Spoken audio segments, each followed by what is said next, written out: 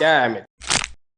ఏంటిటా కుండబద్దలు కొడతా అట్ట. నమస్కారం, కుండబద్దల ప్రేక్షకులకు స్వాగతం. నేను గౌతమ్ కాటా.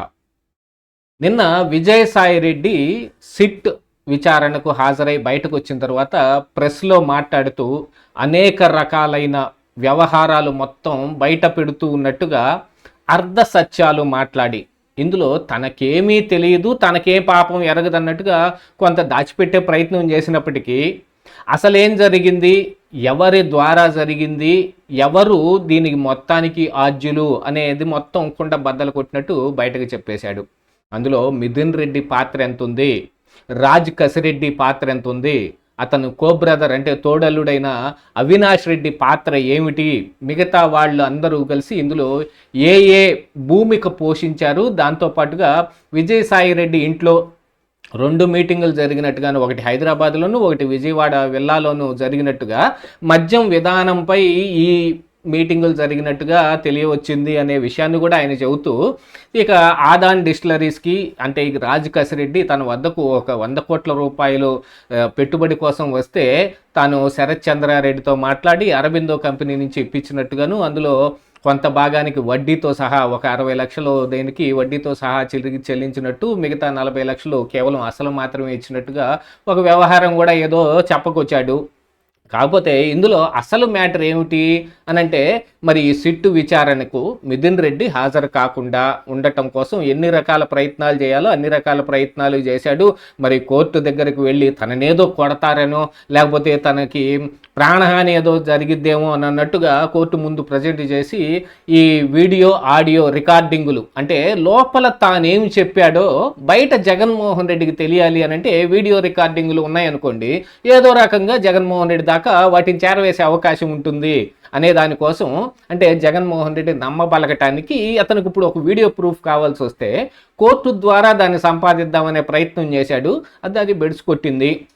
ఆల్మోస్ట్ ఆల్ ఆయనకైతే ఇప్పుడు మధ్యంతరంగా ఉత్తర్వులు ఉండబట్టి ఇప్పుడు ఆయన అరెస్టు కాకుండా ఆగాడు, కానీ లేకపోతే అరెస్టు దాకా వెళ్ళే అవకాశం ఉంది అనేది కూడా తెలియవస్తుంది. ఎందుకంటే మరి వాసుదేవరెడ్డి కానీ లేకపోతే ఇంకా బెవరేజెస్ కార్పొరేషన్లో పనిచేసిన ఇతరత్ర ఉద్యోగులు కానీ ఇచ్చిన వాంగ్మూలం ప్రకారంగా నమోదు చేయబడిన వివరాల ప్రకారంగా కనుక చూస్తే మిథున్ రెడ్డి, రాజ్ కసిరెడ్డి వీళ్ళందరి వ్యవహారం బయటకు వచ్చేసింది.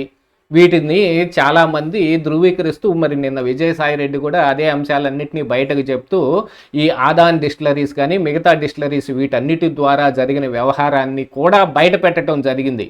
అంటే ఇప్పుడు మద్యం దుకాణాలకి ఏపీబీసీఎల్ తోటి బ్రెవరేజ్ కార్పొరేషన్ తోటి సంబంధం లేకుండా డైరెక్ట్గా మద్యం ఒక అక్కడి దాకా చేరవేసి ఈ క్యాష్ ట్రాన్సాక్షన్స్ ద్వారా డిజిటల్ పేమెంట్లు చేయండి. అందుకే డిజిటల్ పేమెంట్ కనుక చేస్తే అది ప్రూఫ్ ఉంటుంది కాబట్టి క్యాష్ ట్రాన్సాక్షన్స్ మాత్రమే ఎందుకు చేశారు అని అంటే ఏపీబీసీఎల్ నుంచి రాని మద్యానికి వచ్చే డబ్బులు మొత్తాన్ని సైడ్ చేయటం కోసం దాన్ని మొత్తాన్ని రాజ్ కసిరెడ్డి మేనేజ్ చేశాడు.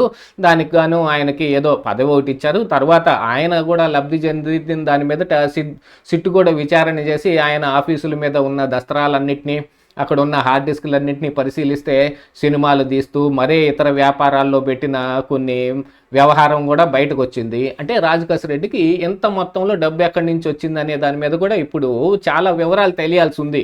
యాక్చువల్గా అసలు మ్యాటర్ మొత్తం చూస్తే ఇదేదో సిట్ కానీ లేకపోతే ఇక్కడ సిఐడి కానీ కొద్దిగా విచారించి దీంట్లో నిగ్గు తేల్చే వ్యవహారం కంటే కూడా సిబిఐ కానీ ఈడీ కానీ అసలు ఈడీ జోక్యం చేసుకోవాల్సినంత పెద్ద మ్యాటర్ ఇందులో కనిపిస్తూ ఉంది.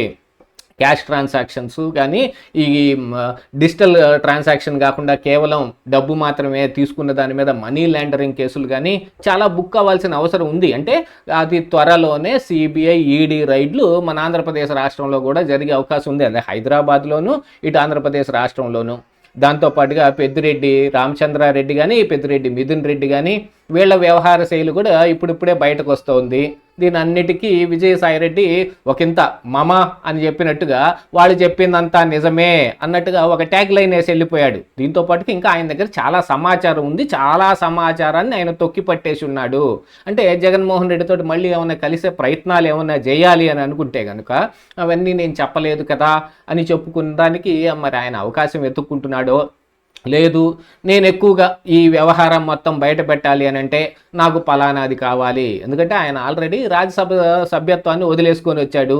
ఇటు బీజేపీలోకి వెళ్ళటానికి టీడీపీ అంగీకరించడం లేదు అనే ఒక దీని మీద ఆగి ఉంది. కానీ లేకపోతే ఈయన బీజేపీలో చేరిపోయేవాడు, ఆ రాజ్యసభ సీటు ఖచ్చితంగా తిరిగి మళ్ళీ విజయసాయిరెడ్డికి వచ్చేదనే ఊహాగానాలు కూడా వస్తూ ఉంటే, ఇప్పుడు టీడీపీని మంచి చేసుకోవాలంటే నా దగ్గర ఉన్న ఇన్ఫర్మేషన్ ఇదిగో నేను ఇలాగా ఇవ్వగలను అనే విషయాన్ని చెప్పడంతో పాటుగా మరి ఆయన వాటాలు వీటిని వరకు తప్పించుకోవటానికి ఆయన ఎంత మరి అందులో ఎంత సంపాదించాడు, ఎంత నొక్కేశాడు అనే వ్యవహారం కూడా ఇప్పుడు బయటకు రావాలి.